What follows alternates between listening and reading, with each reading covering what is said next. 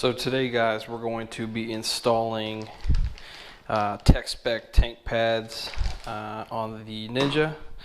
Multiple reasons for wanting to do this. Main reason actually is because my jacket zipper has been scratching up the tank pad pretty good. I don't think you can really see it with the camera. It's pretty fine scratches, but for a bike being so new, it's driving me nuts. And then, of course, it's going to increase traction as far as gripping the tank with my knees and stomach area. So, going to go ahead and get started on that. So, here we go.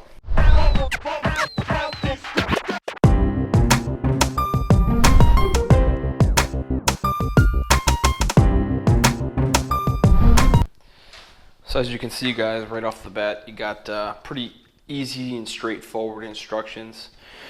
So you got that there, and then I'll quickly show you the contents.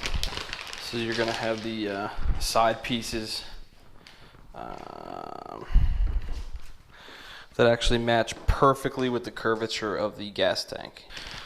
I didn't want to do a general sheet and cut it myself because, knowing me, I'd take 2 or 3 tries to get it right. And then, of course, you've got the pretty typical patterned center tank pad, which is what I wanted all along. And for those of you that haven't seen these or just are unfamiliar, it's a rubbery texture. It's almost foam, though. I don't know if you can see that real well, but it's maybe a 1/4 inch thick foam. There were 2 other levels of depth as far as the treading was concerned, but I didn't want some really thick padding, so this will blend in okay on the bike. It's a little clashing more than I was hoping it would. So what I've got some detailing cleaner, and then I've got my Mrs. Ride with Ryan's hair dryer. So I'm going to be heating up the gas tank a little bit to get it nice and toasty, so that the contact will be nice and sticky to apply on there. So that's what's going to be step number 2. So guys, what I'm using here is just a quick detailer, just something to kind of get the dust and grime off the bike. It's been sitting for a day or so, so I just want to make sure it's nice and clean. So just going to give it a pretty good spray there. Just make sure it's shaken up very well before you spray. I had shaken it up before I started, so no concerns there.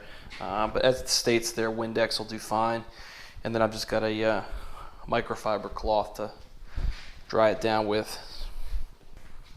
Now step 2 is going to also include heating it up to 80 degrees. So we're going to go ahead and do that as well.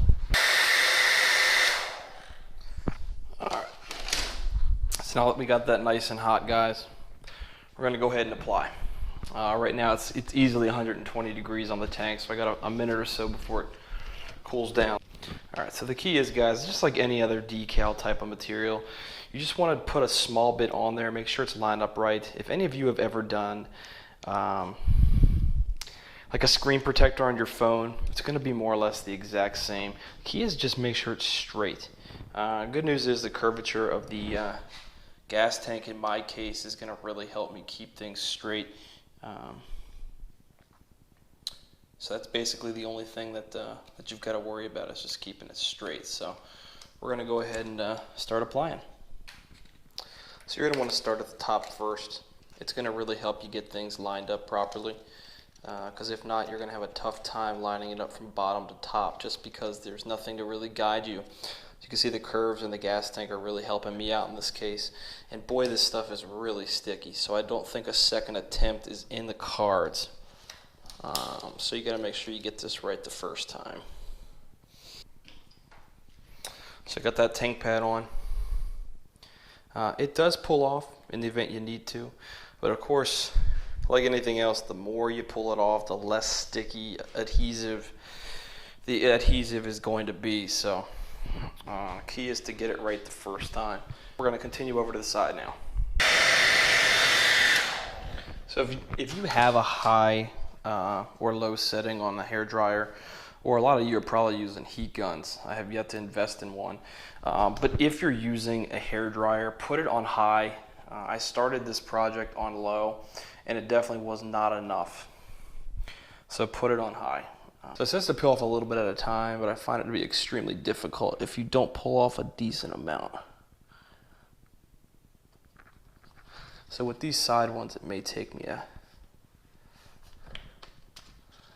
couple times to get it just right. As long as you don't push it down real hard, I don't think there's much problem.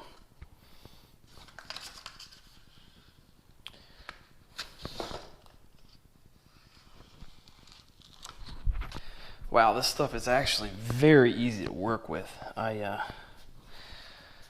worked with tinning material and stuff in the past, and it can be a real bitch to work with.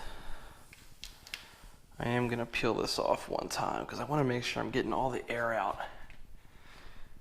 That's the key when you do these things, man, is to get that air out. All right, now let's go ahead and do the other side.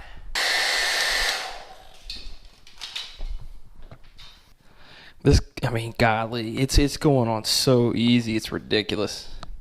And this one went on with no air bubbles whatsoever, so, wow. I'm almost stunned it's that easy. I feel like I must have missed a step, but it is that easy, guys. Now, I'm sure a lot of you are like me and want to hop right on the bike and try it out. It does say to let it cure for 12 hours right there. So be sure you do that. Grand total for purchasing this, I believe, was $59.99 on Revzilla. If you guys have any questions, please ask me, but this is about as easy of an install as you're going to get. I'd rate it probably a 1 out of 10, maybe a 2, just in case alignment's not done correctly, but about the easiest thing I've installed, and I'm talking ever. So thanks, guys. Appreciate it.